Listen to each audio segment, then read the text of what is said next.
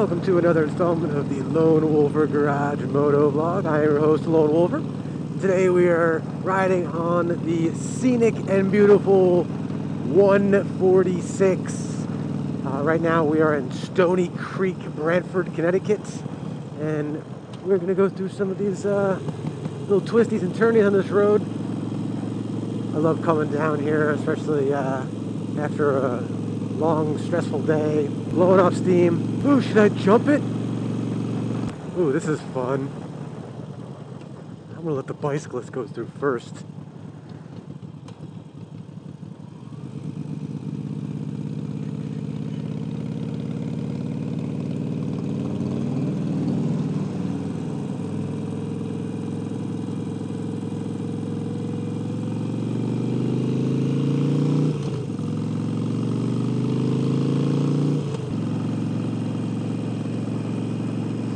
I was going to talk about a pet peeve, but honestly I feel too good now. I don't really want to do that.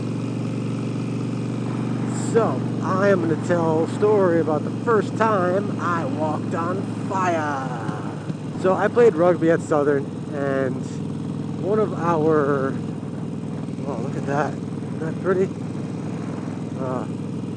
One of the things we like to do as a group, when we first get to know each other, bonding, is...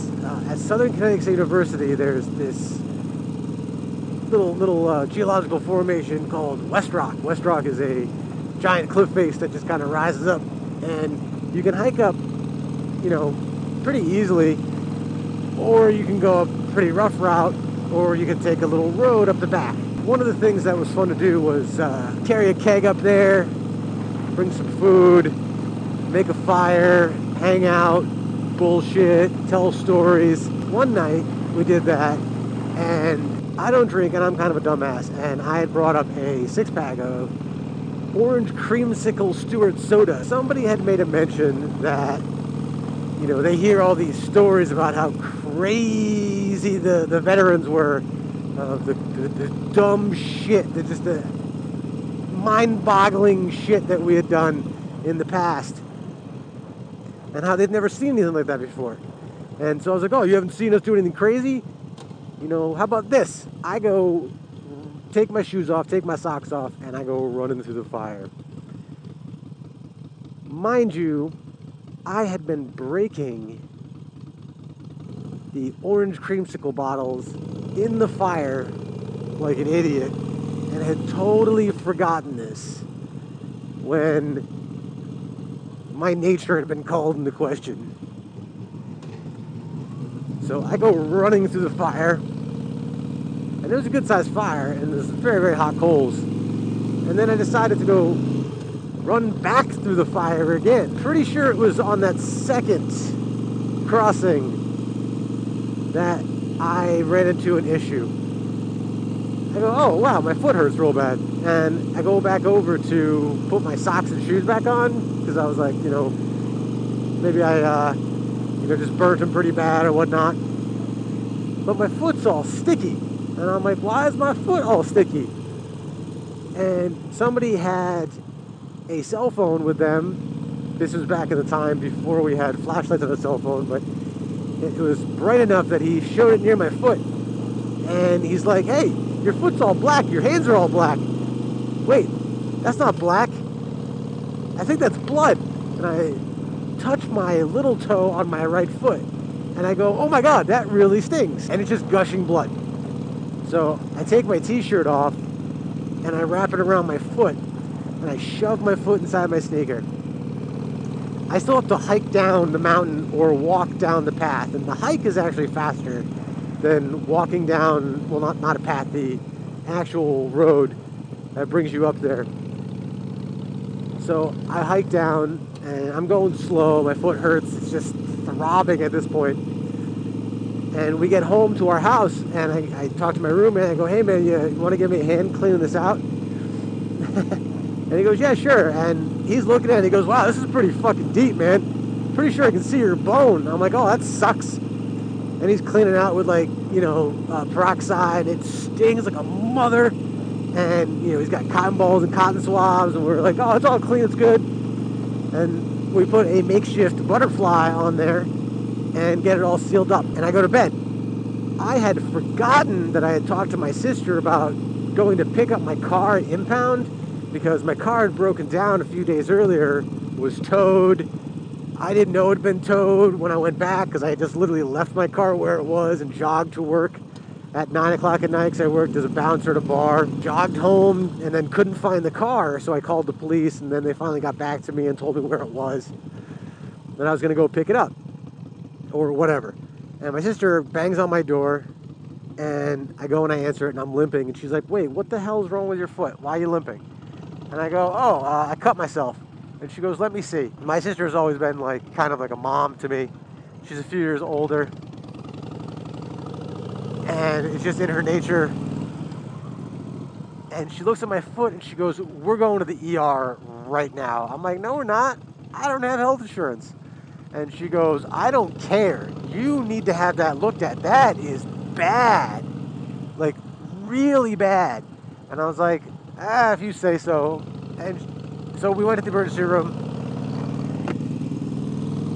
Luckily, there was no real wait for me. However, the moment of truth came when I had to give him my information. And we went to a specific hospital called St. Rayfield's in New Haven. It's now part of Yale, so it's not a Catholic hospital anymore on its own where you can pull this kind of stuff. But she goes, all right, what's your name and do you have insurance? And I go, no, I don't have insurance, and my name is Lola Born. My sister just like looks at me funny, and the woman goes, oh God. Lola Born was the name that quite a few of us had started using as we were frequent visitors to the ER and didn't have insurance or money to really pay. And she goes and she gets this fucking file that was at least 2 inches thick. So there was at least 5 or 6 of us who over the past 3 years had used that. And my sister smacks me. I just laugh. And we go through the whole process of getting all that stuff done. And I get inside and see the doctor. And the doctor's like, oh yeah, this is terrible, but I actually can't sew this up. I'm going to clean this out. Yeah, man, this is going to be terrible, just so you know. I can give you a shot of Novocain and stuff, but I'm going to have to clean it out with like peroxide and some iodine and this metal Brillo pad, basically. So it was like metal steel wool. And I'm like, oh yeah, this is gonna be amazing. So he does that, it bleeds a shit ton more. And he closes it with a butterfly, like bandage. And I was like, I did the exact same thing. He's like, yeah, but you did a terrible job at cleaning that out. Found glass in there, is that how you did this? And I'm like, yeah, I cut it on a piece of glass, walking over fire. And he's like, oh, okay, that makes a lot of sense. Real smart. So we get it all fucking taken care of and put my shoe back on.